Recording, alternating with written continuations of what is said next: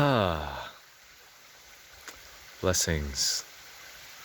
So, I want to talk today about a subject that can be a little tricky to talk about because it can trigger a lot in people. And there's a lot of knowledge on this subject that, well, some of it, frankly, is quite distorted. And I'd like to talk about evil, about the demonic, and about the presence of the demonic in our world, because I think people are starting to realize, as they look at the world, as they start to do their own research, as they start to look at the toxicities of modern culture, it doesn't take much to see and observe that there's some very, very dark symbology, some very dark things that are being promoted in our culture that are causing people to,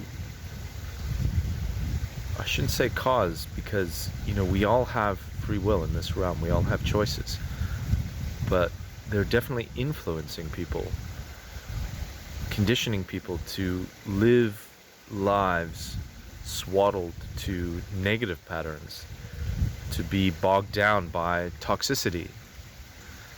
When you look at the food supply, for example, if you just walk into your supermarket and observe the foods that are on display, the amount of chemicals that are in them, the amount of chemicals we use for farming, the heavy metals that we find in our water supply from all realms of chemical pollution, it's quite daunting. So you may have heard me talk about this whole term, the archons, before, and you probably witnessed this term in some of the modern day vernacular. It's being bandied about quite a bit. David Icke, the very infamous conspiracy theorist, and I say that without any ill will. I think studying conspiracy is just part of our reality right now. The fact is, if you define conspiracy theory, it's this idea that there are forces, individuals, organizations that are not in obvious view, that are conspiring behind the scenes to manipulate the masses. And I think that is very clear. And part of the times that we live in is that we are awakening to this mass manipulation that's actually very ancient.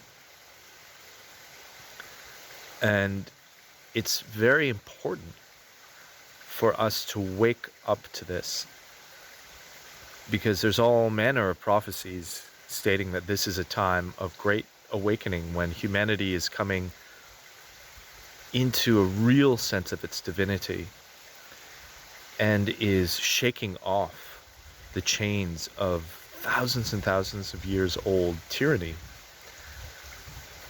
And this tyranny is so cunning, so daunting, so vast, so immense, and has been around for so long that, as the proverb of the adage goes, the greatest trick that the devil ever played was to convince us that he doesn't exist. And we now live in an age where people are unaware of this, and there is a kind of sleep paralysis that the media, the mainstream media, intentionally propagates to keep people in a state of mind control so that they're not aware of these realms of nefarious manipulation. But we also live in the time of this word apocalypse, and this word has also been infected in a way, as the ancient Gnostics would say, the archons, the adversaries, which I'm going to detail a lot more. One of their main ways of manipulation is through what is known as mind viruses. They literally put deceptive, distorted thoughts and beliefs into our collective field. And one of the ways they do this is they take words and they distort their meaning. For example, the word heretic, a lot of people think that word, from sort of the hangover of Christianity, we think that that's a negative judgment of someone who believes something outlandish or maybe crazy. But the etymology of heretic actually means just someone who chooses again, who takes their sovereign power of choice and actually decides to not fall in line with the status quo, and rather chooses from their own volition, from their own discovery, something else. And this goes the same for apocalypse. This word, in a lot of people's minds, when I say the word apocalypse, I'm sure for some of you, in your mind's imaginarium, you probably witness images of destruction, of world-ending dread. But when we look at the etymology, the real root definition of the word apocalypse, it actually means the time of great revealing. The time of great revealing. So a time when all the secrets are being revealed, a time when the shadows are being exposed. And that is the time that we live in. And when shadows are being exposed, how are they being exposed? Well, they're being exposed because the light is shining in them. So bear that in mind, because many prophecies have foretold this time that we're living in right now, when there would be this great awakening of human consciousness. And consciousness has always been synonymous with light, enlightenment. And as our consciousness grows and expands, and a lot of that is enthused by the power of coherence, of consciousness and minds coming together. Just like if you take a fire and you put a bunch of embers together, they will enthuse each other's heat and light. The same goes for humans, that when our consciousness grows, we enthuse each other's light. And that explains one of the reasons that there's such an awakening going on right now. Because as more people get lit up, and part of that is the information age that we live in, with technologies like the World Wide Web, the internet has been a fulfillment of the great H.G. Wells' prophecy that there would come a time where we would have a technology that would create a kind of world mind, a library for all of human knowledge that could be freely accessed. And despite all the other uses of the internet, from social media to streaming to music sharing, all of this is also can be encompassed in. But to me, the prize, the true beauty of the internet is that it represents the liberation of human knowledge and human knowledge sharing. And we are, I often say, the meaning of life is meaning. We are meaning animals. Part of the essence of being human is that we can understand the universe. It's very mysterious, actually, when you think about it, that we have the means to know things about this infinite living library of the earth, of the galaxy we live in, of the universe. And truly, the main unfolding of humanity is to be in this perpetual education, the joy of perpetually learning all these great marvels of the universe. There's another tale that when God created the universe, God wanted to forget themselves and create this beautiful process of remembering. And we, as facets of God, are emphatically experiencing that in a lot of ways. And yet, within that, there is this drama of the archons and the troublemakers, because, of course, as we ascend in our wisdom, in our knowledge, in our light shines into the shadows, and we are starting to realize that we have been victimized by a great mechanism of control. And the reason we have to be careful in talking about this is we do not want to generate any unhealthy fear around this subject, because fear is the primary means that this adversary challenges us, torments us, and actually enslaves us in this matrix of mind control. So who are the archons, and why is this so relevant to talk about? Well, you could say the old military adage, know your enemy. And as we've said, the devil, Satan, likes to pretend, put this kind of magic spell upon us that we don't even know of their existence, leaving us very vulnerable to loads of manipulation, abuse, and distortion. Because something that I've learned studying ancient Gnostic texts is that humanity is a very innocent species. We're very hobbit-like in a way, innocent, good-natured, naive, and we're very vulnerable to deception. This is something the ancient Gnostics were truly trying to make us aware of. And they were also trying to warn us that in our realm there is this entity, or entities rather, that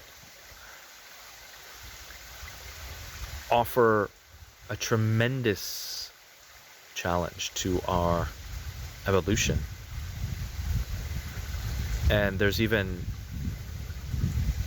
very sinister tales that these entities may have succeeded in certain ways to distort our genetics, the full expression of our humanity. So my own learning about the archons comes from, foremost, a series of texts called the Nag Hammadi Library, which was discovered in Egypt by a farmer who found a cave on his land in 1945, I believe. And in this cave he found some urns, these kind of ancient vases or vases that were made of clay, I believe, and there were scrolls inside of them, very old and fragmented scrolls that were put together and translated into English in 1974, I believe. And they were written in Coptic, which is an ancient Greek language. And these seem to be some of the only living texts that we have of the pagans, which were the ancient Europeans before the rise of the Roman Christian Empire. The pagans it was basically a very blanket, even derogatory term of judgment on people who were polytheistic, nature worshippers. Pagans pretty much existed all over the world. It was pretty much everyone who wasn't Christian in some ways. But some defining characteristics were polytheism. They worshiped nature. They believed that nature wasn't necessarily a fallen world, although there's some nuances there we need to look into, but that there is something sacred in this world, something even heavenly. And one of the most defining characteristics of paganism is that they also revered the goddess, the divine feminine, which of course when religion arose, the monotheistic religions, they became obsessed with this idea of God as the Father, as the paternal one. And the pagans were very much challenged this idea. They actually thought that it was illogical, because naturally when you look at nature, they saw that there was these two forces. There was the god and the goddess. And for many pagans, there was a sense of monotheism, I believe, in my studies, of a god that was absolute and beyond these complementary opposites. So in these texts, and I owe a great respect and thanks to a gentleman known as John Lamb Lash, who's considered one of the great luminaries on ancient Gnosticism and the Nag Hammadi library, especially through his book, Not in His Image, and his website, Nemata, which is a beautiful online school of wisdom. And John and the Nag Hammadi, his understanding, what he's put forth, it's a very interesting story within the Nag Hammadi of the story of really the goddess who is Earth. And it's said that the Earth is this living giant planetary mother, Mother Earth, Mother Gaia, as the ancient Greeks called her. Or even further back, the word Sophia, which means wisdom, but it also means the goddess of wisdom. And the Earth is said to be Sophia. And Sophia is said to be a star goddess who came to this station, this location in the Milky Way, after making an adventure, a journey from the Pleroma, which is said to be the galactic center. And the reason she made this journey is very, in my mind, very exciting and quite fascinating. And it is because she wanted to create a home for her most precious creation, which is humanity. Now I want to pause here for a moment, because there's something that gets bandied about quite a bit in certain circles these days, that humanity was designed by these kind of negative ETs, some call them the Anunnaki or even the Archons, to be a kind of slave race. And while this is just an opinion, and it's something for us all to just verify in our own life, with our own mind, our own thinking,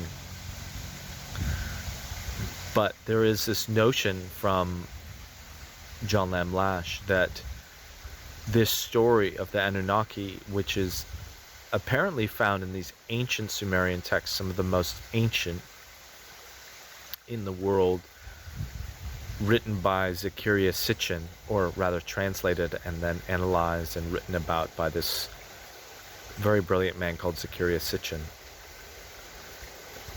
Yet Lash says that this is actually misinformation, and that this is actually part of the misinformation campaign that the Archons are very invested in their mind control matrix, where they put forth ideas and notions that are not true.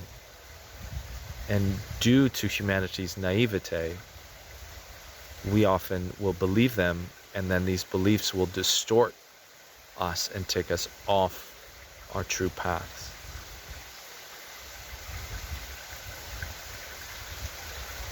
And this is why, according to the ancient mystery schools,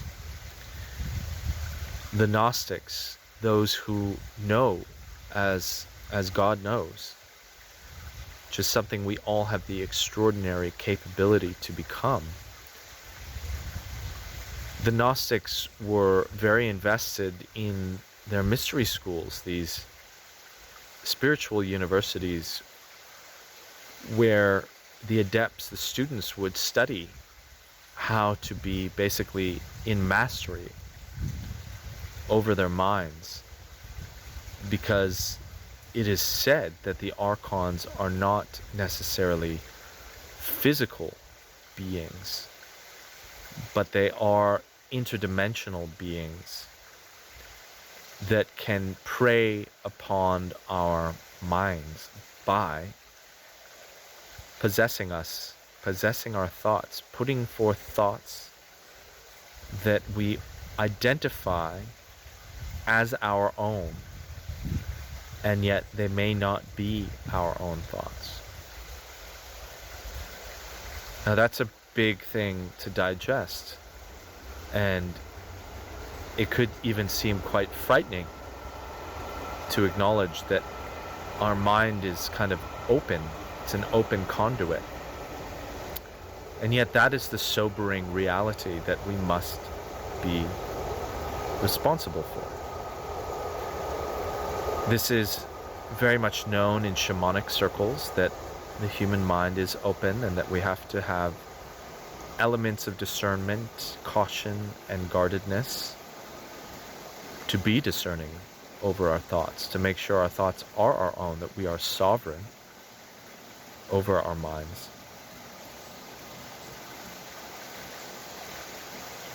And this is also very much in systems of yoga, the arts and sciences of life that we have from the beautiful ancient Vedic culture of India.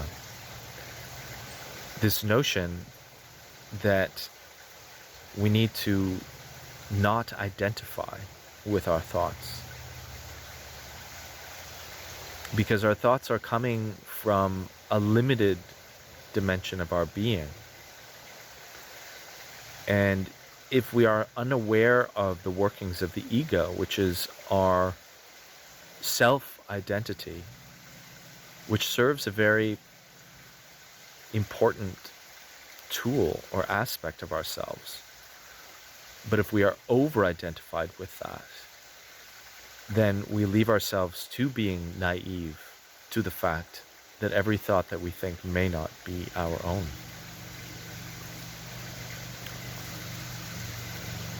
So this in itself puts spiritual practices like meditation in a whole new context, doesn't it?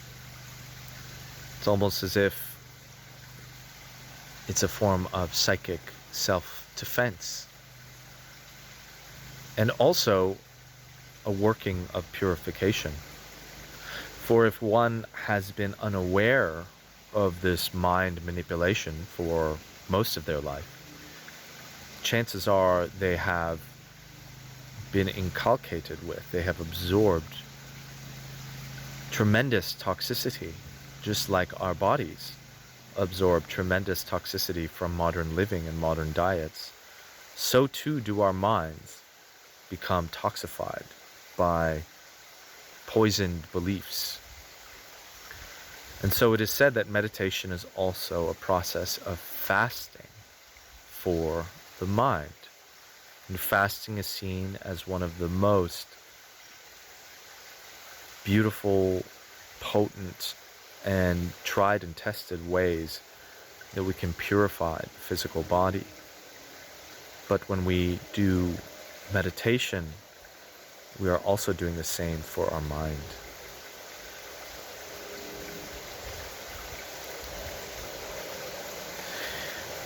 It's interesting that the Gnostics said that when they would go into metaphysical states, metaphysical dimensions in their psychic adventures, whether it be astral traveling or through meditation, if they encountered the Archons, they were taught that the best way to resist them was to assert that we humanity come from Sophia, or Sophia, although some call her Sophia to denote that the name of the goddess is different than the human name. Because the Archons immediately try to convince you that you are from them, that they are our lords, in a sense, and they have created us. And that is the essence of authoritarianism, that we are ruled by this governing power, this governing body. And this is where you start to connect dots. And when you look at the way of the world as it stands now, and this is the world that we live in, this human civilization is said to be an archontically infested matrix that has been on a few dimensions been manipulated. Now, I personally believe that this world, the world of Gaia, the natural world as I am standing in it right now, is a beautiful and sacred world. And there is discussions by the Gnostics that when Sophia came to this space in the galaxy and then went through a transformation from an ethereal star goddess into a terrestrial planet, into matter, that she got stuck in a way, sort of imprisoned in matter. So you see, when Sophia decided to leave the Pleroma, the galactic center, for us, it is because she designed us there. And apparently there were other versions of humanity that did not work too well. It is said that the gods and the goddesses, the aeons, as the Greeks called them, divine rays of creation, creativity, they create life forms and then they seed them out. They send them out into the galactic arms where things become more dense and become matter.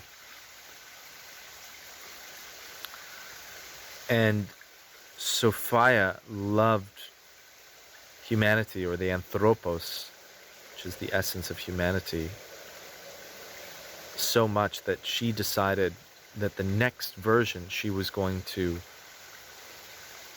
really wanted it to subsist, to survive, to be sustained.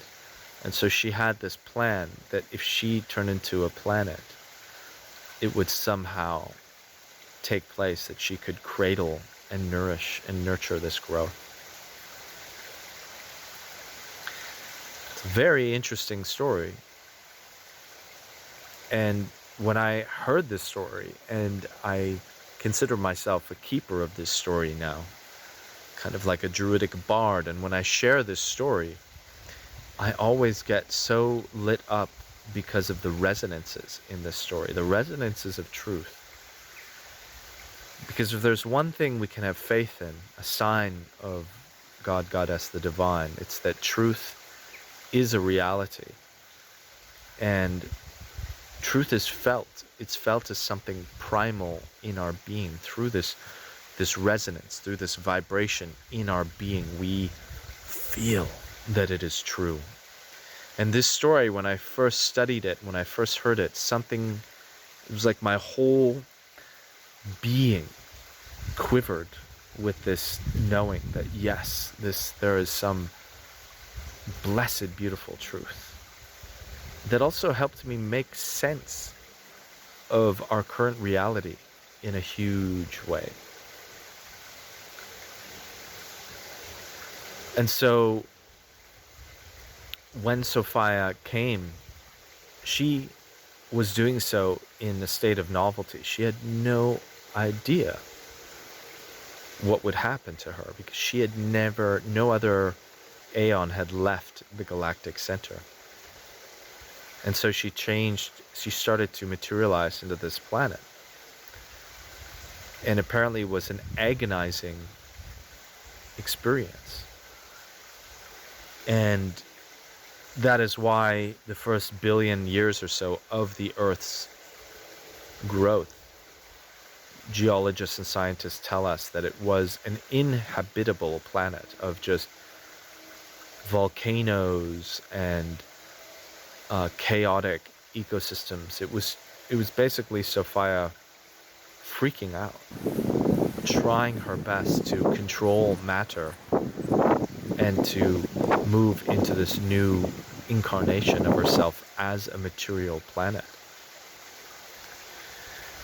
Now, it is said when she had this experience, it was considered a fall from the pleroma. This is why when we see the fall of Adam and Eve in the Garden of Eden, this idea of falling from a more divine, higher place is said to be really written into our drama as beings. But it's not just us. It could be our great mother herself that is also going through this drama of a fall, which is quite interesting. And one could even relate with the nuance that the Adam and Eve story, which became problematically distorted, but the notion that Eve, the feminine, caused the fall has an element of truth to it. What is not in truth is blaming all womankind for this and choosing to punish womankind and the feminine for this apparent misbehavior.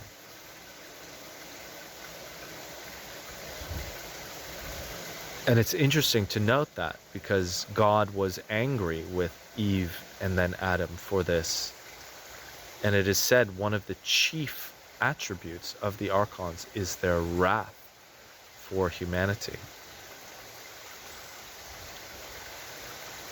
There's probably a lot of lights going off for you, I imagine, because that's why this story is so potent. It starts to really connect the dots, doesn't it?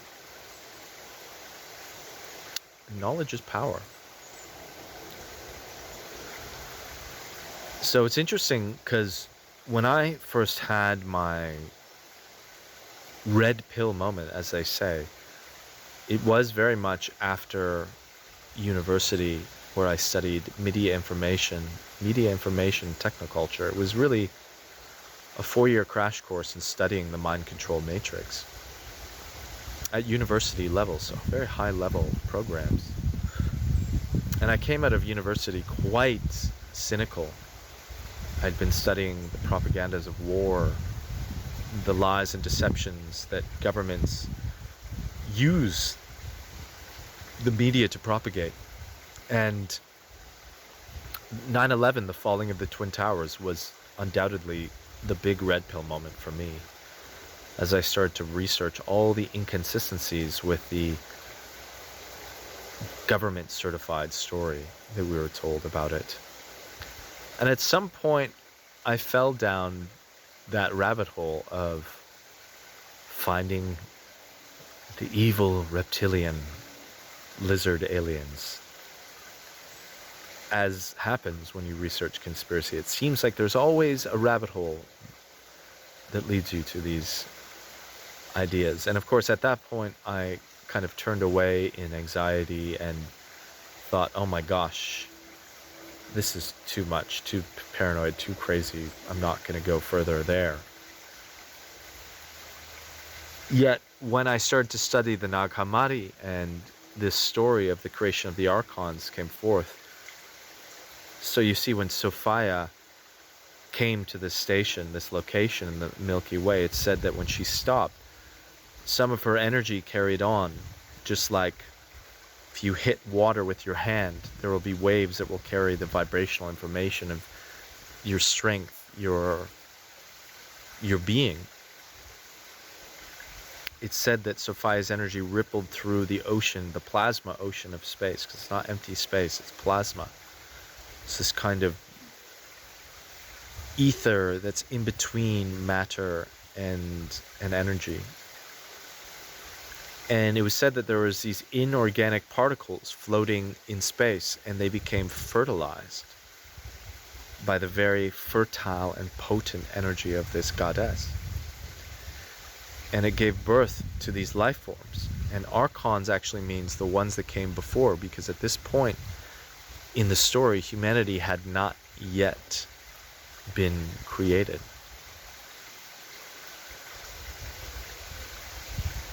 And so the archons hatched, and there was said to be two species of them. One was said to look like an aborted human fetus with big eyes, which is like the gray-head aliens, and they were said to be like the worker bees, the drone beings, really lacking the cunning and the intelligence of the other ones that were said to be much greater in stature and power.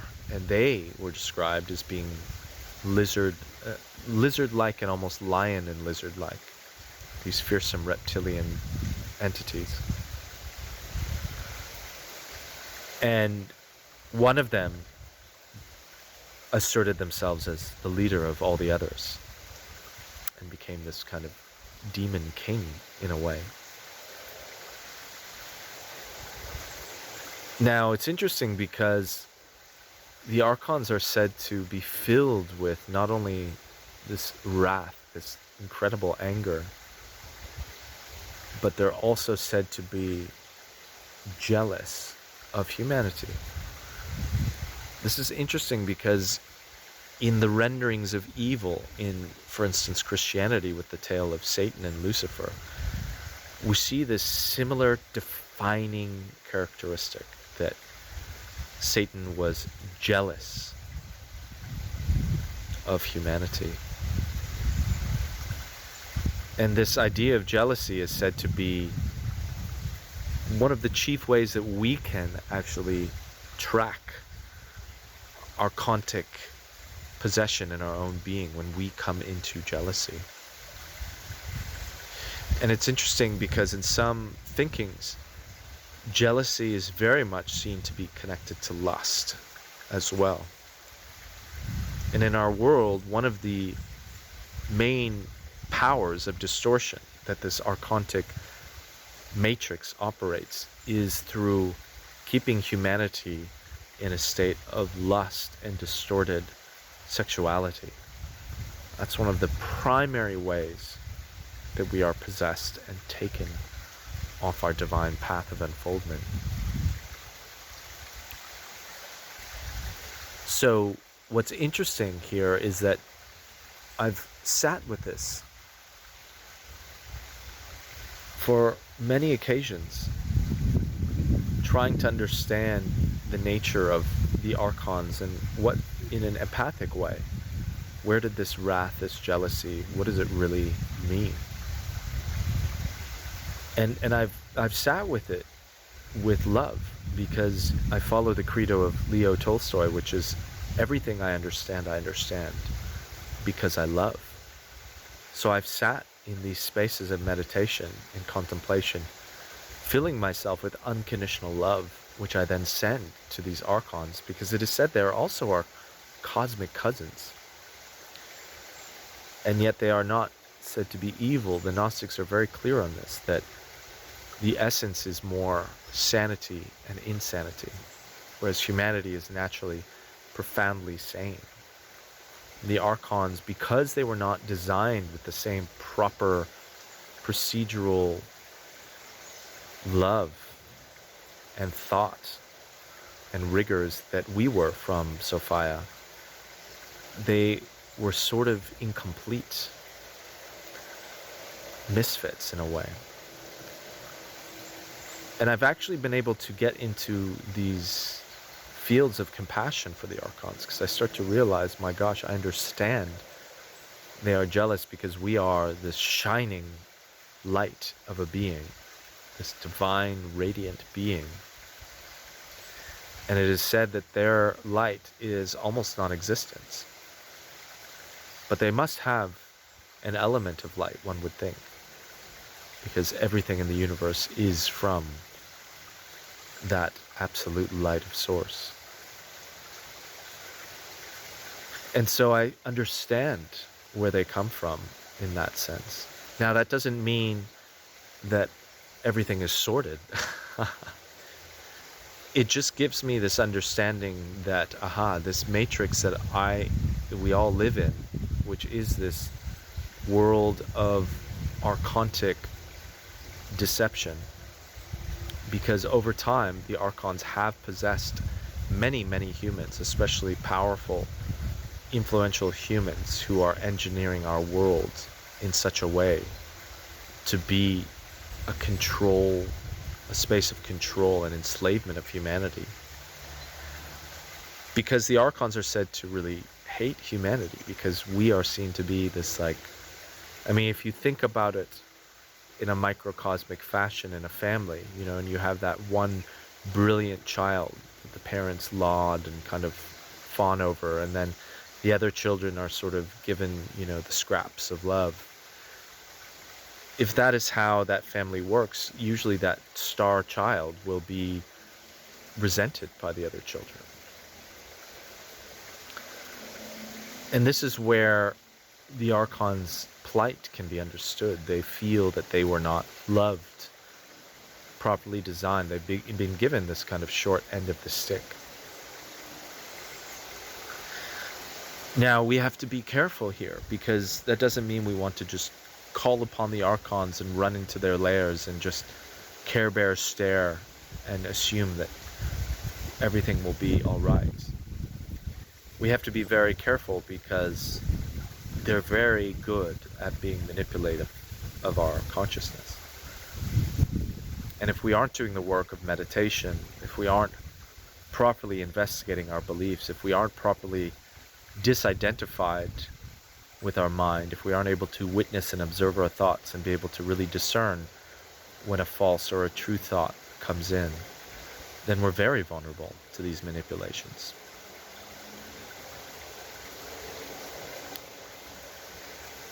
So, but I've been told by friends who are of a very psychic disposition that they have apprehended.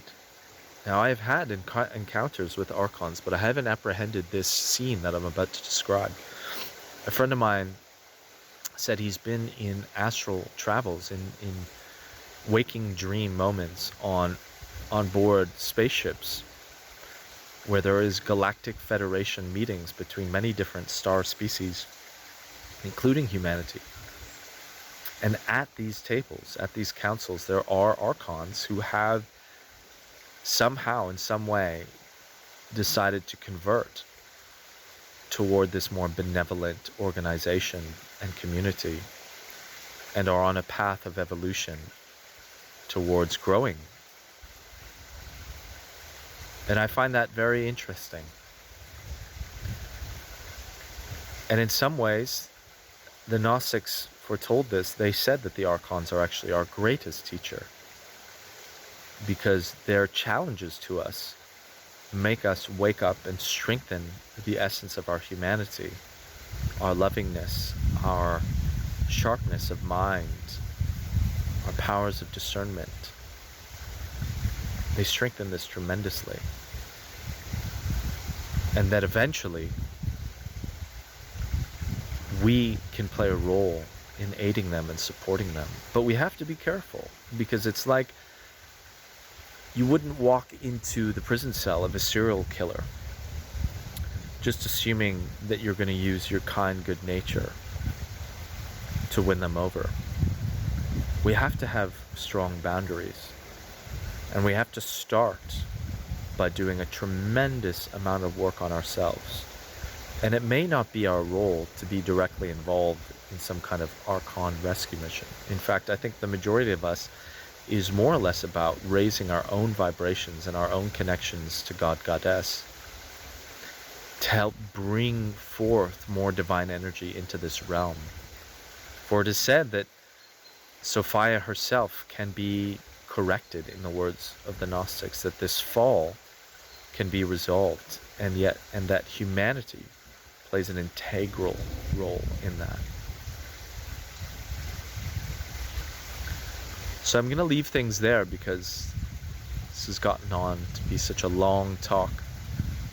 And in some ways, this is just kind of rendering of the context, because I'm going to go further into understanding what is going on in our world today and what we can do to liberate ourselves, because it is about liberating ourselves from this archonic mind matrix and no longer be slaves.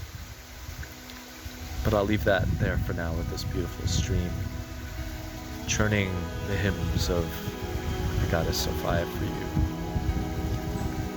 Many blessings, divine love to you.